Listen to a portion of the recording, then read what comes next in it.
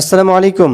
একটি অ্যাপার্টমেন্টের দাম কোন কোন দিক বিবেচনা করে ঠিক করবেন এবং একটি অ্যাপার্টমেন্ট কেনার আগে কোন কোন পেপারসগুলো খুব ভালো করে সার্টিফাই করবেন এবং একটি অ্যাপার্টমেন্ট কেনার আগে carpet area, build up area, super build up area, ঠিক একইভাবে একটা অ্যাপার্টমেন্টের যে লাক্সারিয়াস ফ্যাসিলিটিসগুলো আছে সেই ফ্যাসিলিটিসগুলো কী কী এবং সেগুলো কিভাবে চেক করবেন, এই যাবতীয় বিষয়গুলো নিয়ে থাকতেছে আজকের এই ভিডিওটি। চলুন তাহলে শুরু করা যাক। Real estate consultant and property advisor Mohammad Mostafizur Rahman. প্রিয় ভাই বোনেরা, একটি অ্যাপার্টমেন্ট কেনার আগে সবার আগে যে বিষয়টি চেক করতে হবে সেটা হলো ল্যান্ড ভেরিফিকেশন, অর্থাৎ যে জমির ওপর অ্যাপার্টমেন্ট বা ভবনটা দাঁড়িয়ে আছে সেই জমিটি আসলে বৈধ নাকি অবৈধ। তার জন্য যাচাই করতে হবে দালিলিক চেইনটা, অর্থাৎ একদম ব্রিটিশ আমল থেকে শুরু করে এ পর্যন্ত যার হাতে জমিটা আছে তার হাতে কিভাবে আসলো, এই প্রতিটা দলিল খুব ভালো করে চেইনটা মিলাতে হবে। 2 নম্বর হলো খতিয়ানের চেইনটা মিলাইতে হবে, অর্থাৎ সিএস থেকে শুরু করে একদম বিএস পর্যন্ত বা ঢাকা সিটি পর্যন্ত যে রেকর্ড খতিয়ানগুলো হয়েছে সেই খতিয়ানগুলো খুব ভালো করে খতিয়ানের চেইনটা মিলাইতে হবে। 3 নম্বরে জমিটা কার নামে নামজারি আছে সেটা যাচাই করতে হবে, অনলাইনের মাধ্যমে যাচাই করা যায়। জমিটা যদি ডেভেলপার কোম্পানি হয় তাহলে সেটাও যাচাই করবেন, আর যদি ডেভেলপার কোম্পানি কোনো ব্যক্তির কাছ থেকে পাওয়ার অফ অ্যাটর্নি ক্ষমতা বলে তার সাথে কোনো এগ্রিমেন্ট বা চুক্তির মাধ্যমে যদি জমিটি নিয়ে থাকেন তাহলে কোন কোন চুক্তিগুলো সম্পন্ন করেছেন, কি কি চুক্তি হয়েছে জমির মালিকের সঙ্গে, সেই বিষয়টা খুব ভালো করে যাচাই করবেন। ঠিক একইভাবে একটা ওই জমির ম্যাপ বা যে নকশাটা আছে মৌজা নকশাটা খুব ভালো করে চেক করে নেবেন যে সঠিক জমিতে সঠিক জায়গায় ভবনটি নির্মাণ হয়েছে কিনা। তো এইসব বিষয় যদি 100% ঠিক থাকে তাহলে আপনার ল্যান্ডটা লিগ্যাল হিসাবে সার্টিফাই হবে। 2 নম্বর যে বিষয়টি চেক করতে হবে সেটা হলো ডেভেলপার কোম্পানি। যদি কোনো ডেভেলপার কোম্পানির কাছ থেকে নেন তাহলে কোম্পানির ট্রেড লাইসেন্স আছে কিনা। কিছুদিন আগে বাংলাদেশ সরকার 36টা ডেভেলপার কোম্পানির লাইসেন্স বাতিল করেছে, তার মধ্যে এই ডেভেলপার কোম্পানিটা পড়ছে কিনা। 2 নম্বরে যাচাই করবেন ওই কোম্পানিটার রেপুটেশন কেমন, এর আগে যে প্রজেক্টগুলো সম্পন্ন করেছে সেই প্রজেক্টগুলোর কাজের কোয়ালিটি কেমন, এবং তার কাছ থেকে যারা অ্যাপার্টমেন্ট কিনেছে তারা কিনতে গিয়ে কোনো প্রতারণা জালিয়াতির শিকার হয়েছিল কিনা।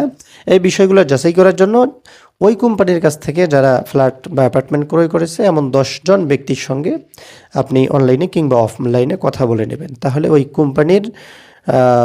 কোম্পানির সম্পর্কে আপনি 100% ক্লিয়ার হতে পারবেন। 3 নম্বরে যাচাই করতে হবে যে বিল্ডিংটার ভেতরে আপনার অ্যাপার্টমেন্টটা সেই বিল্ডিংটা যাচাই করতে হবে। সেটা যাচাই করার জন্য 1 নম্বরে সরকারের কাছ থেকে পারমিট নিয়েছে কিনা, অর্থাৎ বিল্ডিং পারমিট নিয়েছে কিনা, সেটার জন্য রাজুক, সিডিএ, কিডিএ, আরডিএ বা যেই উন্নয়ন কর্তৃপক্ষের কাছ থেকে অনুমোদন নিয়েছেন সেই কর্তৃপক্ষের কাছ থেকে একটা সার্টিফাই কপি থাকবে, সেটা খুব ভালো করে যাচাই করবেন। 2 নম্বর হলো অ্যাপ্রুভাল প্ল্যান, সরকারের কাছ থেকে রাজুক, সিডিএ, কিডিএ, আরডিএ এর কাছ থেকে অ্যাপ্রুভাল প্ল্যান নিয়েছে কিনা সেটা খুব ভালো করে যাচাই করবেন। 3 নম্বরে যাচাই করতে হবে স্ট্রাকচারাল ডিজাইনটা, অর্থাৎ নকশা, কাগজে যে নকশা আছে বাস্তবে সেই নকশা অনুযায়ী ভবনটি নির্মিত হয়েছে কিনা, নির্মাণ করেছে কিনা, সেটা চাইলে আপনি যদি বুঝেন নিজে যাচাই করবেন, না বুঝলে একজন দক্ষ ইঞ্জিনিয়ারের মাধ্যমে যাচাই করবেন। 3 নম্বরে যাচাই করবেন ওই ভবনটা যদি খুব উঁচু হয়ে থাকে তাহলে বিভিন্ন সংস্থা বা মন্ত্রণালয়ের কাছ থেকে এনওসি অর্থাৎ নো অবজেকশন সার্টিফিকেট নিয়েছে কিনা, সেটা চাইলে বিমানবন্দর অর্থাৎ সিএএবি এবং পরিবেশ মন্ত্রণালয় এবং বিভিন্ন ইউটিলিটি ফ্যাসিলিটিস বা ইউটিলিটি যে সংস্থাগুলো আছে সেগুলোর কাছ থেকে এনওসি নিয়েছে কিনা সেটা যাচাই করবেন। যদি ভবনটি 5 তলা বা 7 তলা হয় তাহলে এনওসি নেওয়ার কোনো প্রয়োজন নাই। এরপরে 5 নম্বরে যেটা যাচাই করতে হবে সেটা হলো কমপ্লিশন সার্টিফিকেট আছে কিনা, মানে ভবনটা কাজ শেষ করার পরে কাজ শেষ করেছে এবং বসবাস উপযোগ্য হিসাবেই এবং কাগজের নকশা অনুযায়ী বাস্তবে নির্মাণ করেছেন, তার জন্য কমপ্লিশন সার্টিফিকেট দিয়ে থাকেন, ওই সেই সার্টিফিকেটটা আছে কিনা যাচাই করবেন।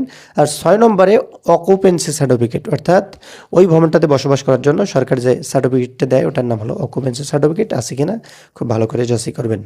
এই গেল 3 নম্বর 4 নম্বরে যাচাই করবেন অ্যাপার্টমেন্টটি, অর্থাৎ যেই অ্যাপার্টমেন্টটার মধ্যে আপনি বসবাস করবেন সেই অ্যাপার্টমেন্টটার বৈধতা আছে কিনা, এই জন্য অ্যাপার্টমেন্ট ভেরিফিকেশন করবেন। তার জন্য 1 নম্বরে ফ্লোর প্ল্যান যাচাই করবেন, অর্থাৎ ভবনটার প্রতিটা ফ্লোরের জন্য আলাদা নকশা আছে, সেই নকশাটা হাতে নেবেন এবং সেই অনুযায়ী bedroom, guest room, kitchen room, bathroom, corridor যাবতীয় বিষয়গুলো একদম A to Z ঠিক বাই ঠিক করেছি কিনা এগুলো কাগজের সঙ্গে বাস্তবে মিলাবেন এবং সেই সঙ্গে প্রতিটা রুমের পরিমাপগুলোও, অর্থাৎ বেডরুমের পরিমাপ কাগজে যেটা আছে বাস্তবে বা স্ট্রাকচারাল ডিজাইনে সেটা আছে কিনা খুব ভালো করে যাচাই করে নেবেন। তো ফ্লোর প্ল্যান এরিয়া যাচাই করার পরে এরিয়া প্ল্যানটা যাচাই করবেন, অর্থাৎ ওই অ্যাপার্টমেন্টে কার্পেট এরিয়া কতটুকু, বিল্ড আপ এরিয়া কতটুকু, সুপার বিল্ড আপ এরিয়া কতটুকু। ঠিক আছে, বিল্ড আপ কার্পেট এরিয়া অর্থাৎ যেখানে আপনি বসবাস করবেন, আপনার বেডরুম, গেস্ট রুম, আপনার কিচেন রুম, আপনার বাথরুম, যেখানে আপনি বসবাস করেন এটা হলো কার্পেট এরিয়া। এটা আপনার মোট অ্যাপার্টমেন্টের 75 থেকে 85 ভাগ হতে হবে। এরপরে বিল্ড আপ এরিয়া অর্থাৎ আপনার এই কার্পেট এরিয়া প্লাস দেয়ালের পুরুত্বটা, অনেক কোম্পানির ক্ষেত্রে দেখা যায় আপনার ব্যক্তিগত করিডোরটাও ধরে থাকে। আর সুপার বিল্ড আপ এরিয়া হলো carpet area plus build up area plus super build up area, অর্থাৎ সুপার বিল্ড আপ এরিয়ার মধ্যে কমন এরিয়া পড়ে, অর্থাৎ আপনার যে লিফট আছে, লিফট লবি আছে, যে জেনারেটর আছে, যে সিঁড়ি আছে, অর্থাৎ আপনার এই ফ্ল্যাটটাতে উঠানামা করার জন্য, এখানে বসবাস করার জন্য যাবতীয় যা কিছু আছে এই কার্পেট এরিয়া এবং বিল্ড আপ এরিয়ার বাইরে এই সব কিছু হলো কমন এরিয়া। ঠিক আছে, তো এই জন্য এরিয়া প্ল্যানটা খুব ভালো করে যাচাই করে নেবেন। এরপরে ইউটিলিটি কানেকশনগুলো ঠিক আছে কিনা, পানির লাইন, পানির পাইপ, পানির গুণগত মান ঠিক আছে কিনা খুব ভালো করে যাচাই করবেন। 2 নম্বর হলো গ্যাসের লাইন, গ্যাসের যে পাইপগুলো ব্যবহার করা হয়েছে কিনা পারফেক্ট আছে কিনা। একইভাবে বিদ্যুতে যে তারগুলো ব্যবহার করা হয়েছে সেগুলো পারফেক্ট আছে কিনা। এরপরে যাচাই করবেন যে এই ইউটিলিটি কোনো বিল বা কোনো সার্ভিস চার্জ বাকি আছে কিনা, এগুলো যাচাই করে নেবেন। এরপরে যেটা যাচাই করবেন সেটা হলো tiles, drainage and fire safety. যে টাইলসগুলো ব্যবহার করা হয়েছে কিংবা যদি মোজাইক পাথর ব্যবহার করা হয়ে থাকে তাহলে সেটা গুণগত মান কীরকম, বা টাইলসের গুণগত মান কীরকম, নকশা অনুযায়ী, স্ট্রাকচারাল ডিজাইন অনুযায়ী ঠিক আছে কিনা। এবং সেই সঙ্গে ফায়ার সেফটির আগুন নির্বাপক যে যন্ত্রগুলো আছে সেগুলোর কার্যকারিতা ঠিক আছে কিনা, এবং এই ফায়ার ম্যানেজমেন্টের যে বিষয়টা আছে এটা ঠিক আছে কিনা খুব ভালো করে যাচাই করে নেবেন। এরপরে কমন চেকিং, অর্থাৎ জেনারেটর, লিফট, জেনারেটরের অবস্থা কী এবং লিফটের অবস্থা কী, এবং লিফট লবি, ঠিক একইভাবে সিঁড়ি থেকে শুরু করে যাবতীয় যে কমন এরিয়াটা, স্পেসটা আছে এটা খুব ভালো করে যাচাই করবেন। 6 নম্বর হলো ফ্যান, লাইট, সুইচ। ফ্যানগুলো মানসম্মত দিয়েছে কিনা, লাইটগুলো মানসম্পন্ন আছে কিনা, সুইচগুলো মানসম্পন্ন আছে কিনা। ঠিক একইভাবে যদি এসি থাকে তাহলে এসিটা ভালো কোম্পানির কিনা, মানসম্পন্ন কিনা সেটা যাচাই করবেন। আর সবচেয়ে গুরুত্বপূর্ণ হলো আপনার পার্কিং এরিয়াটা।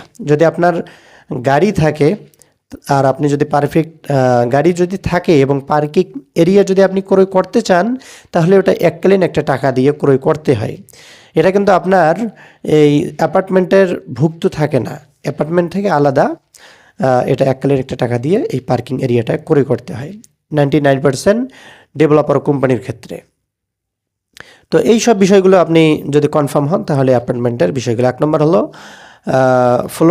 ফ্লোর প্ল্যান যাচাই করবেন। 2 নম্বর হলো এরিয়া প্ল্যানটা যাচাই করবেন। 3 নম্বর হলো ইউটিলিটি কানেকশনগুলো খুব ভালো করে যাচাই করবেন। 4 নম্বর হলো টাইলস, এরপরে ড্রেনেজ, এরপরে ফায়ার সেফটি।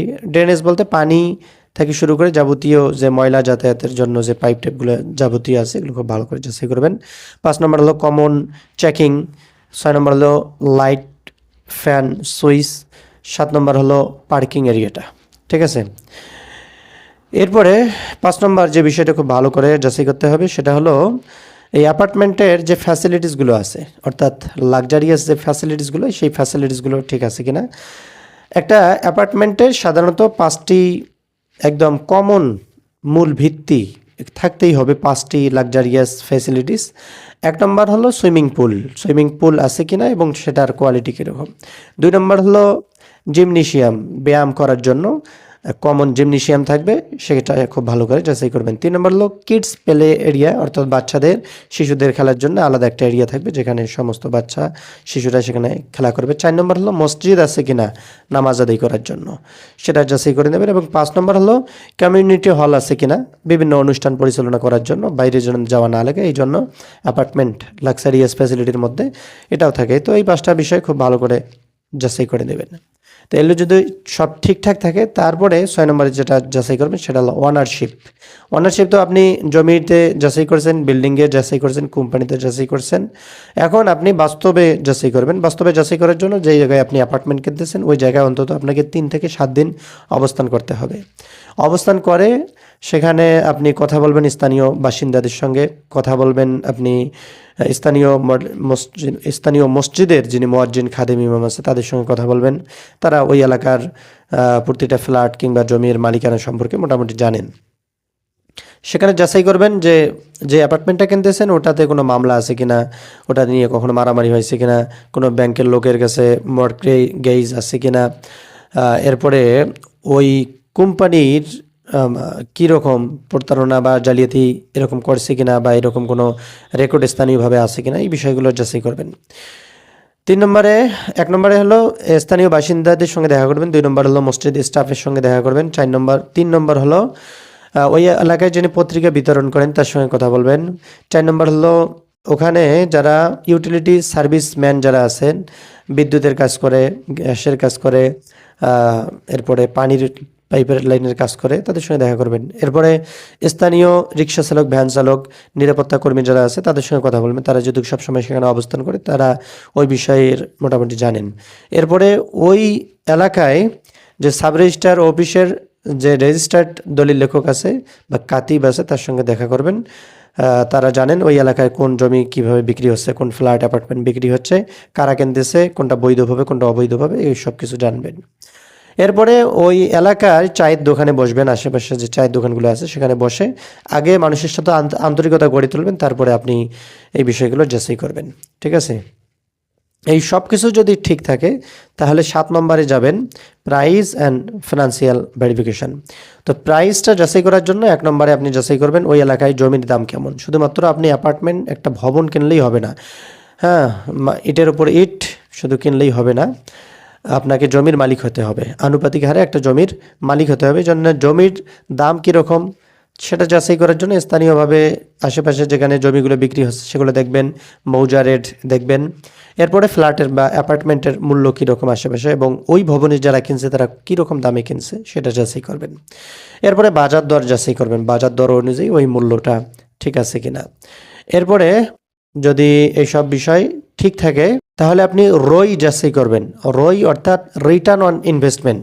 আপনি যে মনে করেন 1 কোটি টাকা দিয়ে নিচ্ছেন, এই 1 কোটি টাকা দিয়ে আপনি এই অ্যাপার্টমেন্টটা কেনার পরে যদি আপনি অ্যাপার্টমেন্টটা আবার বিক্রি করতে চান তাহলে 1 কোটি টাকার উপরে দাম আসবে কি না। যদি 1 কোটি টাকার উপরে দাম আসে তাহলে বুঝতে হবে যে আপনি এই অ্যাপার্টমেন্টটা কিনে লাভবান হচ্ছেন।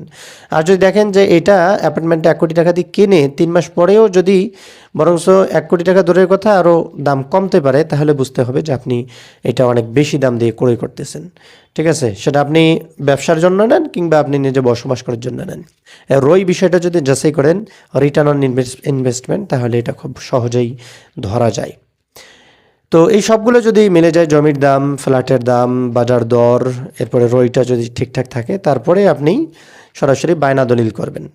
বায়না দলিলে আপনি উল্লেখ করবেন আপনি ইনস্ট্যান্ট পেমেন্ট করবেন নাকি ইনস্টলমেন্টের মাধ্যমে পেমেন্ট করবেন, অর্থাৎ আপনি নগদ টাকা দিয়ে কিনবেন নাকি কিস্তির মাধ্যমে কিনবেন। যদি নগদ টাকা দিয়ে কেনেন তাহলে কবে টাকা দেবেন, কিসের মাধ্যমে টাকা দেবেন, এবং টাকা দেওয়ার পরে কয়দিনের মধ্যে তিনি আপনাকে কয়দিনের মধ্যে তিনি আপনাকে রেজিস্ট্রেশন করে দেবেন, কয়দিনের মধ্যে আপনাকে দখল দেবেন বা আপনাকে হ্যান্ড ওভার করবেন, এই যাবতীয় বিষয়গুলো A to Z লিখবেন ওই বায়না দলিলের মধ্যে। আর যদি আপনি ইনস্টলমেন্ট অর্থাৎ কিস্তির মাধ্যমে নেন তাহলে আপনি কোন কোন ডেটে কয়টা কিস্তির মাধ্যমে নেবেন সেই ডেটগুলো খুব ভালো করে লিখে রাখবেন। আর যদি আপনি কোনো কারণ যদি কিস্তি দিতে মিস করেন তাহলে আপনি কি জরিমানা দেবেন, কিংবা কোম্পানি যদি আপনার কাছ থেকে কিস্তি নিতে মিস করে তাহলে কোম্পানি কি জরিমানা দেবে, এই বিষয়গুলো আপনি স্পষ্টভাবে লেখা থাকবে। এবং সেই বায়না দলিলটা অবশ্যই রেজিস্টার্ড করবেন সাব রেজিস্ট্রার অফিস থেকে। তো এই সব কিছু হওয়ার পরে যদি আপনি ইনস্ট্যান্ট টাকা দিলেন, ইনস্ট্যান্ট টাকা দিয়ে নেওয়ার সঙ্গে সঙ্গেই টাকা পেমেন্ট করার পর রেজিস্ট্রেশন করে নেবেন। রেজিস্ট্রেশন করার পরেই আপনি দখল করবেন। দখলের পাশাপাশি আপনি সঙ্গে সঙ্গে নাম জারি করে খাজনাটা পরিশোধ করবেন। আর যদি আপনি ইনস্টলমেন্টের মধ্যে নেন কিস্তির মাধ্যমে, তাহলে কিস্তি আপনি যথাসময়ে দেবেন, যে কোনোভাবেই হোক কিস্তি মিস করবেন না। এরপরে আর কিস্তি দেওয়ার ক্ষেত্রে প্রতারণা হওয়ার চান্সটা বেশি, এই জন্যে কিস্তির ক্ষেত্রে নিলে আপনাকে 100,000 কোটি বার যাচাই করতে হবে যে কোম্পানিটা অথেন্টিক কিটা, কোম্পানির ব্যাকগ্রাউন্ডটা খুব ভালো করে চেক করতে হবে। যারা এই কোম্পানির কাছ থেকে ফ্ল্যাট কিস্তির মাধ্যমে নিচ্ছেন তারা আসলেই কোনো প্রতারণার শিকার হয়েছে না, এই বিষয়গুলো খুব ভালো করে যাচাই করবেন। যদি সব ঠিকঠাক হয় তাহলে আপনি ফাইনাল করবেন। এরপরে আপনি ধারাবাহিকভাবে কিস্তিগুলো দেওয়ার পরে আপনি রেজিস্ট্রেশন করে নিয়ে নামজারি করে আপনি দখল করে আপনার সুন্দর জীবনযাপন করবেন। তো এই হলো 7 নম্বর। 8 নম্বর যে বিষয়টা সেটা হলো একজন রিয়েল এস্টেট কনসাল্টেন্টের সার্ভিস নেবেন। যদি আপনি জমির মালিকানা, ডেভেলপার কোম্পানির মালিকানা, ভবনের মালিকানা বা বিল্ডিংয়ের মালিকানা বা বিল্ডিং ভেরিফিকেশন, অ্যাপার্টমেন্ট ভেরিফিকেশন, এরপরে আপনার লাক্সারিয়াস ফ্যাসিলিটিস, এরপরে ওনারশিপ অ্যান্ড পজিশন, এরপরে হলো প্রাইস অ্যান্ড ফিনান্সিয়াল, এইসব বিষয় যদি আপনি একাই সব সামলাতে পারেন তাহলে সামলাবেন, কিংবা আপনি দক্ষ একজন লয়ার, সিভিল লয়ার কিংবা দক্ষ একজন ইঞ্জিনিয়ারের মাধ্যমে এই বিষয়গুলো যাচাই করতে পারেন। আর এগুলো যদি আপনাকে কঠিন লাগে তাহলে একজন রিয়েল এস্টেট কনসালটেন্টের সহযোগিতা নিতে পারেন। তিনি একজন জমির একদম সয়েল টেস্ট থেকে শুরু করে company verification, building verification, apartment verification এবং অ্যাপার্টমেন্টের প্রতিটা তলা, কাজের গুণতম মান সব কিছু তিনি যাচাই করবেন।